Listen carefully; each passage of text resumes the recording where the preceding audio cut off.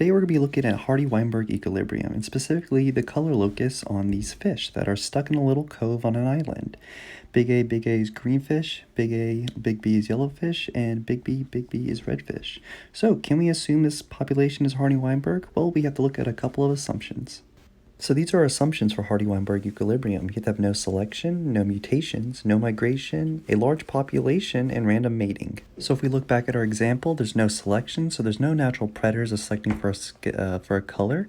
There's no mutation, so no green fish will turn into a random orange fish. No migration, since they can't leave out of the island. There's a large population because there's 50 fish, and there's random mating. I also conducted a chi-square test, and our chi-square value is 3.4, which is less than our critical value of 3.8 at 1 degree of freedom, which is failing to reject our null.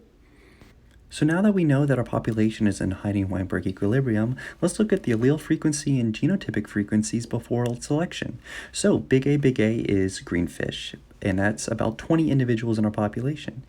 Big B is yellowfish, and that's about 18 fish in our population. And Big B is the red fish, so that's 12 of them are in our population, creating a total of 50 fish. So the allele frequencies, these are the amount of A alleles and B alleles that are in our total population. 58% are going to be A alleles, and 42% are going to be B alleles, creating the gametic array of 0.58 Big A and 0.42 Big B. Now we're going to look at the genotypic frequency, and this is just the percentage of each different types of genotype in our population. So 40% are going to be Big A, which is green, 36% are going to be Big A, Big B, which is yellow, and 24% is going to be Big B, which is red. So that makes the genotypic array 0.4 Big A, 0.36 Big A, Big B, and 0.24 Big B.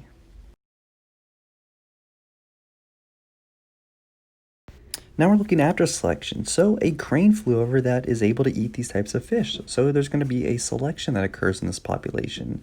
This crane can see the lighter colored fish more easily. So this is going to affect their fitness later. So now that selection has occurred, let's see how this affects our allele frequency and genotypic frequency. So as we can see in the fitness, there's going to be a 1.2 for the green fish, 0.8 for the yellow fish, and 0.6 for the red fish. So a directional selection is going to occur towards the green fish because the crane can see the red fish and yellow fish easier in the water. And so we can calculate our unadjusted survivors, and with the unadjusted survivors, we divide this by the average fitness, and this will create our relative frequency after selection.